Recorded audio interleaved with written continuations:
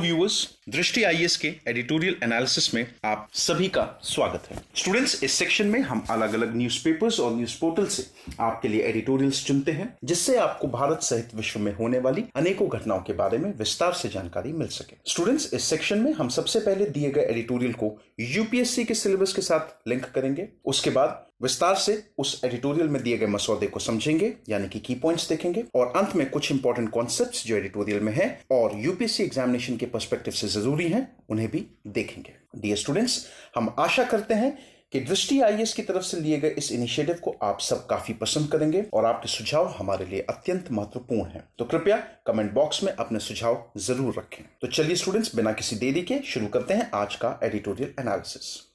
प्रिय व्यूअर, यह वीडियो अंग्रेजी में भी उपलब्ध है। देखना चाहें तो आप हमारे इंग्लिश चैनल दृष्टि आईएएस इंग्लिश पर जाएं। आपकी सुविधा के लिए इस वीडियो के डिस्क्रिप्शन में इंग्लिश वीडियो का लिंक भी दिया गया है। स्टूडेंट्स, आज का एडिटोरियल हम लोगों ने इंडियन एक्सप्रेस न्यूज़पेपर से लिया है, जो 21 सितंबर 2020 को प्रकाशित हुआ है। स्टूडेंट्स, आज के एडिटोरियल का शीर्षक है बुली एंड द पुलपिट। स्टूडेंट्स, यदि इस एडिटोरियल को हम लोग समराइज करें तो हम ये कह सकते हैं कि सरकार द्वारा लाए गए कृषि विधेयक आवश्यक सुधारों की प्रक्रिया को आगे तो बढ़ाते हैं, लेकिन सरकार विपक्ष के दमन से सुधार की प्रक्रिया और संसद की अवहेलना कर रही है। स्टूडेंट्स, यदि इस एडिटोरियल को हम अपने यूपीएससी के सिलेबस के साथ लिंक करें तो हम इसे जीएस पेपर 3, जिसमें हम लोग Indian economy, government budgeting, agricultural issues, food processing, related industries in India, land reforms इत्यादि टॉपिक्स पढ़ते हैं, उससे जोड़ सकते हैं। स्टूडेंट्स, आज के एडिटोरियल के कुछ प्रमुख बिंदु: कृषि उपज की बिक्री को विनियमित करने की मंशा रखने वाले 3 महत्वपूर्ण कृषि विधेयकों के लोकसभा से पारित होने के बाद इनमें से 2 विधेयक राज्यसभा से भी पारित करा लिए गए हैं। स्टूडेंट्स, आपको पता होगा पिछले हफ्ते सरकार ने लोकसभा में 3 कृषि विधेयक रखे और उन्हें पास करवा लिया। वो तीनों कृषि विधेयक थे the farmer produce Trade and Commerce Promotion and Facilitation Bill 2020, the Farmers Empowerment and Protection Agreement of Price Assurance and Farm Services Bill 2020, the Essential Commodities Amendment Bill 2020. Students, इनमें से ऊपर दिए गए 2 bill, the Farmer Produce Trade and Commerce Promotion and Facilitation Bill 2020 और दूसरा the Farmer Empowerment and Protection Agreement of Price Assurance and Farm Services Bill 2020, इन दोनों को कल यानी कि 20 सितंबर को राज्यसभा से भी पारित करा लिया गया। स्टूडेंट्स, इससे पहले कि हम आगे बढ़ें, जरूरी है कि हम थोड़ा सा देख लें, समझ लें कि ये तीनों बिल क्या हैं। पहला, farmer produce trade and commerce promotion and facilitation bill 2020। Students, ये कहता है this legislation seeks to give freedom to farmers to sell their produce outside and notified APMC market yards या फिर मंडी। मतलब कि इस विधेयक से किसानों को आजादी होगी कि वो जो उनकी निर्धारित APMC जो मंडियां उनके लिए निर्धारित की गई हैं, उनसे बाहर जाकर के भी वह अपनी फसल को बेच सकता है। This is aimed at facilitating remunerative prices through competitive alternative trading channels. Farmers will not be charged any cess or levy for sale of their produce under this act. यहां पे ये कहा जा रहा है कि किसानों के ऊपर किसी भी तरीके का अतिरिक्त सेस नहीं जोड़ा जाएगा, मतलब उन्हें कोई भी अतिरिक्त सेस देने की जरूरत नहीं है। इससे किसानों के बेनिफिट्स क्या क्या होंगे? It will open more choices for farmer, मतलब कि किसानों के लिए ज्यादा चॉइसेस रहेंगी। रिड्यूस मार्केटिंग कॉस्ट, ये बात भी सही है कि जो मार्केटिंग कॉस्ट है वो घट जाएगी और किसानों को अपनी फसलों के लिए, अपनी उपज के लिए बेहतर प्राइसेस मिलेंगे। It will also help farmers of region with surplus produce to get better prices. कुछ ऐसी जगह के फार्मर जिनकी फसल बहुत अच्छी हुई है, उन्हें भी अपनी फसलों के लिए बेहतर पैसा मिल जाएगा, और साथ ही साथ वो कंज्यूमर्स जो ऐसे एरियाज में रह रहे हैं जहां पे किसी एक पर्टिकुलर फसल की शॉर्टेज है, उन्हें भी फसल मिलेगी, वो कम दामों पे मिलेगी। मतलब कि इससे दोनों किसानों का भी, यानी कि प्रोड्यूसर्स का, और साथ ही साथ कंज्यूमर्स का, दोनों का फायदा होगा। दूसरा बिल है आपका the farmers empowerment and protection agreement of price assurance and farm services bill 2020। This legislation seeks to give farmer the right to enter into a contract with agri-business firms, processors, wholesalers, exporters or large retailers for the sale of future farming produce at a pre-agreed price. Students, इस विधेयक की वजह से किसानों को ये फायदा हो जाएगा, और आप ये कह सकते हैं किसानों को ये राइट मिल जाएगा कि वो एक प्री एग्रीड, पहले से तय मूल्य पे अपनी फसल का सौदा कर सकता है। किसके साथ? एग्री बिजनेस फर्म्स हो गई, प्रोसेसर्स हो गए, होलसेलर्स हो गए, एक्सपोर्टर्स हो गए, बड़े जो रिटेलर्स होते हैं उनके साथ पहले से ही तय मूल्य पे, मतलब अभी आपकी फसल आई नहीं है, आपने क्या किया, आपने खेती कर ली, आप अपनी फसल आप उगा चुके हैं, आप फसल काटने से पहले ही आपने क्या किया, एक पहले से ही निर्धारित मूल्य पे दोनों के बीच में जो बेचने वाला है वो और जो खरीदने वाला है वो दोनों आपसी सहमति करके एक दाम तय कर सकते हैं, और जब वो फसल आ जाएगी तो जो किसान है वो अपनी फसल उस व्यक्ति को बेच सकता है। इससे बेनिफिट्स क्या होंगे? It seeks to transfer the risk of market unpredictability from farmers to sponsors. देखिए, जो सबसे बड़ा जो खतरा होता है किसानों के सामने वो होता है मार्केट की जो अनप्रेडिक्टेबिलिटी है। देखिए, कभी तय नहीं होता। कई बार फसल बहुत अच्छी हुई, बहुत ही ज्यादा अच्छी हुई, इतनी ज्यादा अच्छी हुई कि एकदम हमारे पास ये समझिए हर चीज बहुत एक्सेस में हो गई। तो उस केस में भी हम लोग देखते हैं कि हमारे किसान भाइयों को जो दाम है वो अपनी फसलों के लिए सही से नहीं मिल पाते। लेकिन यदि हमारे किसान भाई पहले से ही एक प्री एग्रीड दाम पे कॉन्ट्रैक्ट कर चुके हैं अपनी फसल का, तो सीधी सी बात है, जो दाम तय हुआ है, जो दूसरा आदमी है, जो बायर है, वो उस पहले से तय मूल्य पे किसानों से फसल उनकी खरीद लेगा। इससे हमारे किसानों को जो मार्केट की जो अनप्रेडिक्टेबिलिटी है ना, उससे बचने में बहुत सहायता मिलेगी। Besides giving them access to modern techniques and better inputs, it also seeks to boost farmer income by reducing the cost of marketing। और देखिए, एक बात और भी यहाँ पे बहुत सही है, कई सारी चीजों का एक्सेस मिलेगा हमारे किसानों को। जब ये सारी की सारी सुविधाएं, जब उसको पता है कि एक दाम पहले से तय हो चुका है, तो कहीं ना कहीं मॉडर्न टेक्नोलॉजी का इस्तेमाल होगा,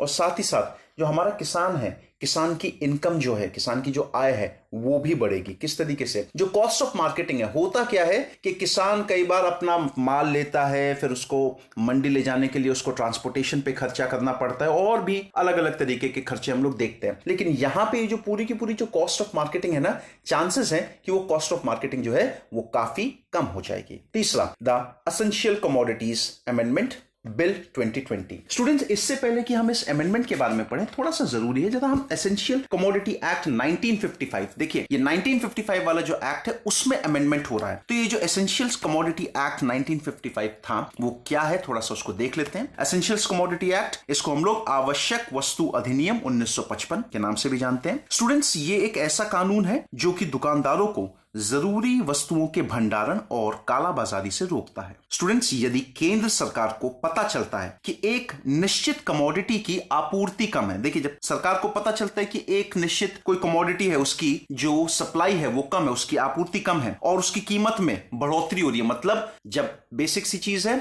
अवेलेबिलिटी कम है तो डिमांड ज्यादा हो जाएगी। तो हम लोग देखते हैं कि निश्चित कमोडिटी जिसकी आपूर्ति कम है और उसकी कीमत में बढ़ोतरी हो रही है, तब वह एक निश्चित अवधि के लिए, मतलब सरकार एक निश्चित अवधि के लिए इस वस्तु की स्टॉक होल्डिंग सीमा को फिक्स कर सकती है। मतलब कि स्टॉक होल्डिंग की यहां पे मैंने बात करी, इससे ज्यादा स्टॉक कोई भी रिटेलर, होलसेलर नहीं रख सकता। सरकार तय करती है कि भाई वो स्टॉक होल्डिंग लिमिट कितनी होगी। अभी रिसेंटली आप लोगों ने देखा होगा, जब ये कोरोना काल में शुरुआत में की मैं बात कर रहा हूं, मार्च अप्रैल की, जब लोगों के बीच में एकदम से बहुत ज्यादा डर था कोरोना का, तो उस टाइम पे आपने देखा होगा कि हैंड सैनिटाइजर और मास्क कहीं पे मिल ही नहीं रहे थे। तो इस अधिनियम के तहत नोटिफिकेशन जारी करते हुए केंद्र सरकार ने हैंड सैनिटाइजर और मास्क को एसेंशियल कमोडिटी जो है वो डिक्लेयर किया था। इन विधेयकों को लेकर अब तक के प्रमुख घटनाक्रम, ओके, कुछ प्रमुख घटनाक्रम जो हम लोगों ने देखे हैं अभी तक। उच्च सदन राज्यसभा के अंदर विपक्ष के विरोध के बीच हंगामे और अराजकता के दृश्य नजर आए। पंजाब और हरियाणा में कोरोना को लेकर आरोपित प्रतिबंधों की अवहेलना करते हुए किसान सड़कों पर उतर आए हैं। देखिए, पंजाब और हरियाणा की सरकारों ने कुछ रेगुलेशंस, कुछ प्रतिबंध लगाए हैं इस समय पब्लिक गैदरिंग्स को लेकर के, लेकिन किसान फिर भी प्रोटेस्ट करने जो है वो निकल आए हैं। भाजपा के सबसे पुराने सहयोगी दलों में से एक शिरोमणि अकाली दल के मंत्रिमंडल में शामिल एकमात्र सदस्य ने इस्तीफा दे दिया है। हरसिमरत कौर जी ने, आपको पता होगा, रिसेंटली उन्होंने अपना इस्तीफा जो है वो दे दिया है। देखिए, किसान विरोध क्यों कर रहे हैं, जो सबसे बड़ी बात यहां पे जो देखने वाली है, किसान इस विधेयक का विरोध क्यों कर रहे हैं। राजनीतिक पार्टियों का समझ में आता है, लेकिन किसान, देखिए किसानों के भी कुछ अपने कंसर्न्स हैं। किसान इस वजह से इन विधेयकों का विरोध कर रहे हैं। वो क्या क्या है, थोड़ा सा उनको देख लेते हैं जरा। Farmers concern are mainly about sections relating to trade area, trader, dispute resolution and market fee in the first bill. देखिए, जो पहला बिल जो था ना आपका, जो पहला बिल हम लोगों ने देखा, उस पहले बिल में जो फार्मर्स का जो प्राइमरीली जो कंसर्न है, मुख्यतः जो उनका कंसर्न है वो है trade area, trader, dispute resolution और मार्केट फीस। ओके, अब क्या क्या चीजें हैं, जैसे ट्रेड एरिया क्या है, थोड़ा सा देखते हैं उसको। What is a trade area as mentioned in the bill? Trade area क्या है? सेक्शन 2M जो आपका farmer produce trade and commerce promotion and facilitation ordinance 2020 है, उसका सेक्शन 2M कहता है, वो डिफाइन करता है trade area as an area और location, place of production, collection और एग्रीगेशन। मतलब ट्रेड एरिया क्या है? कोई भी एरिया या लोकेशन या फिर प्लेस ऑफ प्रोडक्शन या फिर जहां पे कलेक्शन हो रहा है या फिर जहां पे जमा करवाया जा रहा है। इसमें क्या क्या आते हैं? It includes farm gates, factory premises, warehouses, silos, cold storage and other structures और places from where the trade of farmer produce may be undertaken. मतलब इन सारी जगहों या कोई और जगह जहां से फार्मर्स जो हैं वो ट्रेड कर सकते हैं, ठीक है, उन सभी जगहों को हम लोगों ने यहां पे ट्रेड एरिया की कैटेगरी में मेंशन किया है। In mandis established under APMC act have been excluded from the definition of trade area under the new legislation. देखिए अभी तक होता क्या था, जो एपीएमसी की मंडियां हैं, एग्रीकल्चरल प्रोड्यूस मार्केट कमिटी, उसके अंतर्गत जो मंडियां आती थी, उन मंडियों को इस ट्रेड एरिया, ये जो ट्रेड एरिया हम लोगों ने बात करी, मंडियों को ट्रेड एरिया से बाहर रखा गया है। मतलब बेसिक सी बात, सीधी सी क्या है यहां पे, कि जो मंडियां जो कि एपीएमसी एक्ट के अंदर आती थी, उन मंडियों को हाल ही में जो विधेयक आए हैं, जो पहला विधेयक आया है, उसमें से जो ट्रेड एरिया का जो शब्द आ रहा है, मंडियों को पूरे तरीके से उन्हें दूर रखा है। In effect existing mandis established under the APMC Act have been excluded from the definition of trade area under the new legislation। मतलब ये जो नया विधेयक आया है, इसमें जो ट्रेड एरिया शब्द का हमने इस्तेमाल किया है, उसमें बाकी सब कुछ आ रहा है जो हमने ऊपर मेंशन किया, सिवाय किसके? सिवाय APMC एक्ट के अंतर्गत आने वाली मंडियों के। अब इस विधेयक पे लेकर के सरकार का क्या व्यू है? ओके, गवर्नमेंट का क्या व्यू है? The government states that the creation of an additional trade area outside of mandi will provide farmers with the freedom of choice to conduct trade in their produce. देखिए सरकार का कहना सीधी सी बात है, सरकार बोल रही है हम लोगों ने एक अतिरिक्त ट्रेड एरिया जोड़ दिया है। इससे क्या होगा कि किसान को पूरी आजादी होगी, वो जहां चाहे वहां पे जाकर के अपना प्रोड्यूस, अपनी फसल बेच सकता है। हालांकि प्रोटेस्टर्स का कहना क्या है, जो लोग विरोध कर रहे हैं उसका, the protesters say the provision will confine APMC mandis to their physical boundaries and give a free hand to the big corporate buyers. Protesters का कहना यहां पे यह है कि भाई एपीएमसी की जो मंडियां हैं वो अपने दायरे में ही, जितना उनका एरिया है वो उतने ही दायरे में सीमित रह जाएंगी, और इससे होगा क्या, ये जो ट्रेड एरिया जो इंट्रोड्यूस हुआ है, इससे जो बड़े बड़े कॉर्पोरेट प्लेयर्स हैं उन लोगों को एक अनड्यू एडवांटेज, फायदा मिल सकता है। The APMC mandi system has developed very well as every mandi caters to 200-300 villages. इनका कहना यह भी है जो एपीएमसी की जो मंडियां हैं वो बहुत सुचारू रूप से, बहुत ही अच्छे तरीके से चल रही हैं। साथ ही साथ एक एपीएमसी की मंडी जो है वो 200 से 300 विलेजेस को केटर करती है। The new ordinance has confined the mandi to their physical boundaries. लेकिन ये नया जो विधेयक आया है उससे क्या होगा, मंडियां जो हैं वो केवल और केवल अपनी फिजिकल बाउंड्रीज में ही सीमित रह जाएंगी। Why does the provision on market fee worry protesters? मतलब ये जो मार्केट फी का जो शब्द है, इसकी वजह से जो विरोध करने वाले लोग हैं वो परेशान क्यों हो रहे हैं? Section 6 states that no market fees or cess or levy by whatever name called under any state APMC Act or any other state law shall be levied in a trade area। मतलब जो trade area है, trade area में जब भी व्यापार हो रहा है तो किसान को किसी भी तरीके की कोई मार्केट फीस या फिर सेस नहीं देना पड़ेगा। देखिए जो प्रेजेंट सिस्टम जो चल रहा है ना, उसके अंतर्गत पंजाब में लगभग 8.5%, ओके, अब मार्केट, जिसमें से मार्केट फीस जो है वो 3% की है, रूरल डेवलपमेंट चार्ज 3% का है, और आढ़तिया जो होता है उसका कमीशन जो है वो 2.5% का है। इस पे सरकार का ओपिनियन क्या है? द गवर्नमेंट ऑफिशियल से this provision will reduce the cost of transaction and benefit both farmers and traders. ये बहुत सिंपल सी बात है कि भाई इससे क्या होगा, किसान को भी फायदा होगा और ट्रेडर को भी फायदा होगा। प्रोटेस्टर्स का कहना क्या है? By removing the fee on trade the government is indirectly incentivising big corporates. ये जो सरकार ने कदम लिया है ये एक तरीके से बड़े कॉर्पोरेट्स को फायदा पहुंचाने का काम करेगा। What is trader? इसमें ट्रेडर की डेफिनेशन जो नए विधेयक आए हैं क्या है और ये प्रोटेस्ट से कैसे जुड़ा हुआ है? Section 2N of the first ordinance, जो पहला ऑर्डिनेंस था उसका जो सेक्शन 2N है वो क्या कहता है? A trader is a person who bias farmer produce by the way of interstate trade और इंट्रास्टेट ट्रेड। ठीक है, ट्रेडर वो व्यक्ति है जो फार्मर का फसल खरीदता है, ठीक है, चाहे वो इंटरस्टेट ट्रेड तरीके से खरीदे चाहे वो इंट्रास्टेट तरीके से खरीदे। दस include processor, exporter, wholesaler, Miller and retailer. इसमें ये सारे लोग, चाहे वो प्रोसेसर हो, चाहे वो एक्सपोर्टर हो, चाहे वो होलसेलर हो, चाहे वो रिटेलर हो, सब आते हैं। देखिए, मिनिस्ट्री ऑफ एग्रीकल्चर और फार्मर्स वेलफेयर के हिसाब से कोई भी बंदा ट्रेडर बन सकता है जिसके पास पैन कार्ड है और वो किसानों से ट्रेड एरिया में उनकी फसल खरीद सकता है। जो प्रेजेंट मंडी सिस्टम है उसमें आढ़तिये जो होते हैं, जो आढ़तिये हैं वो ही, उन्हीं को ही केवल लाइसेंस मिलता है मंडी में ट्रेड करने का। जो प्रोटेस्टर्स हैं उनका कहना यह है कि ये जो आढ़तिये हैं लंबे समय से काम कर रहे हैं, प्लस एक तरीके की क्रेडिबिलिटी भी है, क्योंकि इनका जो पूरा का पूरा फाइनेंशियल, ये जो आढ़तिये होते हैं ना, इनका अगला पिछला, इनका पूरा का पूरा फाइनेंशियल स्टेटस, इनके ट्रांजैक्शंस सब कुछ देखे जाते हैं जब इनका लाइसेंस अप्रूव हो रहा होता है। तो जो प्रोटेस्टर्स हैं उनकी चिंता इस चीज को लेकर के है। लोकतंत्र में, वापस हम अपने एडिटोरियल पे आते हैं, लोकतंत्र में सरकार को सभी हितधारकों की बात सुननी चाहिए। देखिए, सरकार के इस कदम से जहां सुधार के एक पुराने वादे की पूर्ति होती थी, वस्तुस्थिति यह है कि इसके लक्षित लाभार्थी किसान ही इसका कड़ा विरोध कर रहे हैं, जबकि राजनीतिक विपक्ष और सरकार के एक सहयोगी दल की ओर से भी सरकार की कटु आलोचना की जा रही है। देखिए, सरकार किसानों के लिए लेकर के आई, लेकिन किसानों का एक बड़ा तबका जो है वो ही इसका स्वयं विरोध कर रहा है। साथ ही साथ जो विपक्ष है, ओके, और सरकार के खुद के जो अलायंस है, जो सहयोगी दल है, वो भी इसमें सरकार की आलोचना कर रहे हैं। संभव है कि विपक्षी दल किसानों के एक तबके के असंतोष और अशांति का राजनीतिक लाभ उठाने को तत्पर हैं, लेकिन वास्तविकता यह भी है कि इस विषय पर समर्थन के लिए जहां सरकार को संसद की कुशल शक्ति का इस्तेमाल करना चाहिए था, वहां उसने दमन का विकल्प चुना। देखिए, यह बात बहुत क्लियर है कि विपक्षी दल जो है वो किसानों के एक तबके के असंतोष का फायदा तो उठा रहे हैं, लेकिन यहां पे सरकार ने भी क्या गलती करी?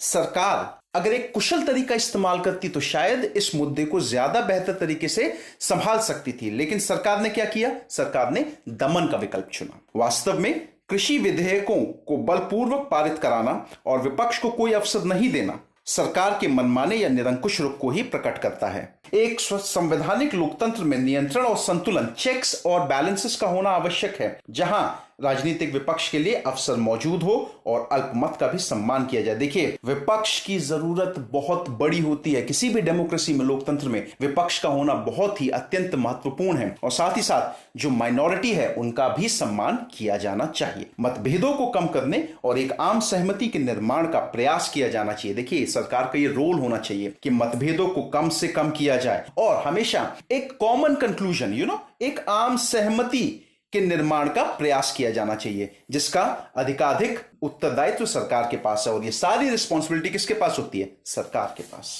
अंत में स्टूडेंट्स, उल्लेखनीय है कि महामारी के कारण पहले ही संसदीय सारणी, पार्लियामेंट्री शेड्यूल में कटौती हो चुकी है। देखिए, हम सब जानते हैं कि जो पार्लियामेंट्री शेड्यूल है उसको छोटा कर दिया गया है। यदि सरकार इस संक्षिप्त समय विधि का उपयोग केवल कानूनों को आनन फानन में लागू करने के लिए करेगी, जहां जनप्रतिनिधियों की सलाहों को सुनने या विपक्ष के सवालों के जवाब देने की आवश्यकता को न्यूनतम महत्व दिया जाएगा, तो इससे संसद की स्थिति को ही कमजोर किया जाएगा। स्टूडेंट्स, सरकार को कोशिश ये नहीं करनी चाहिए कि जल्दी जल्दी में, हबड़ा तबड़ी में अपने विधेयकों को पास करें। जरूरी है कि सबकी बात सुने, सबको कहने का मौका दिए और सबके सवालों के जवाब दिए जाएं। एक अभूतपूर्व महामारी, हम सब लोग देख रहे हैं कि ये पैंडेमिक सिचुएशन चल रही है, अर्थव्यवस्था की गिरावट और सीमा पर चीन के साथ गंभीर तनाव के माहौल में संसदीय चर्चा को टालना और संसद सदस्यों एवं विपक्ष को अपनी बात रखने के अवसर से वंचित करना समाधान पाने की लोकतंत्र की संभावनाओं को संकुचित करता है। स्टूडेंट्स, देखिए, हम लोग अलग अलग सिचुएशंस को फेस कर रहे हैं।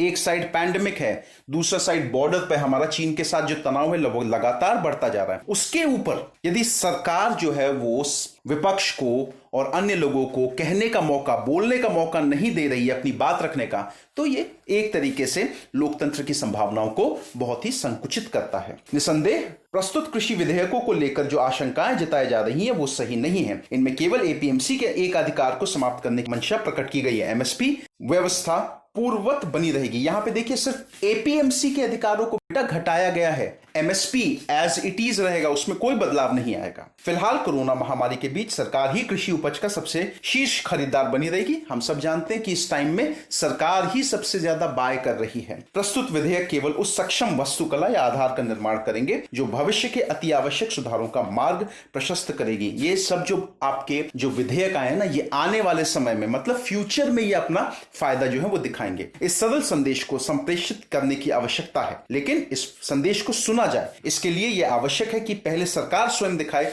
कि वे सभी हितधारकों को सुनने के लिए तैयार है। देखिए, इस मैसेज को अगर सही तरीके से कन्वे किया जाए ना सभी पॉलिटिकल पार्टीज के बीच में, तो सबको समझ में आएगा। लेकिन जरूरी यहां पे यह है कि सरकार पहले सबकी कंप्लेंट्स, जितने भी लोग हैं सबको पहले स्वयं सुने, उसके बाद सरकार ये एक्सपेक्ट करें कि बाकी लोग भी सरकार की इस चीज को समझेंगे और मानेंगे। तो चलिए स्टूडेंट्स, ये था आज का एडिटोरियल एनालिसिस। आई होप आप लोगों को ये एडिटोरियल एनालिसिस बहुत पसंद आया। धन्यवाद।